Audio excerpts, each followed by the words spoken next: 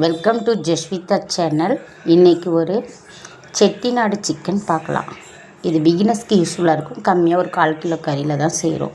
இதுக்கு தேவையான பொருள் வெங்காயம் 2, சின்னதாக இருந்தால் 2 வெங்காயம், பெருசாக இருந்தால் 1 வெங்காயம், தக்காளி, இஞ்சி பூண்டு விழுது, தனியா, காஞ்ச மிளகா, மிளகு, சோம்பு, சீரகம்.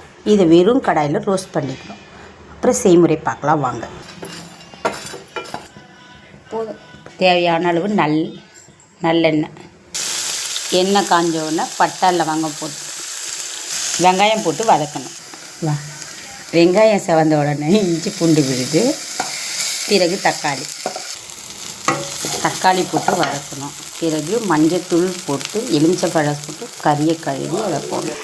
தக்காளி நல்லா வதங்கினோடனே தக்காளி வெங்காயம் வதங்கினோன்னா அந்த பொடியை போடணும். மிளகு ஜீரக பொடியை போடணும். கொஞ்சம் 1/4 டம்ளர் தண்ணி ஊற்றி குழம்புக்கு உப்பு போடணும். சிக்கன் போட்டு வதக்கணும்.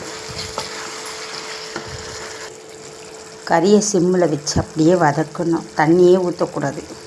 இந்த 1/4 டம்ளர் தண்ணி ஊற்றும் மாதிரி அதுலேயே வதங்கினோன்னே சுண்டணுன்னு பார்க்கணும். அப்படியே கறி சுண்டிடுச்சு. கருவேப்பிலை கொத்தமல்லி போட்டு இறக்கணும். இந்த மாதிரி எண்ணெய் பிரிஞ்சு வந்தோன்னா கொத்தமல்லி கருவேப்பிலை போட்டு இறக்கணும்.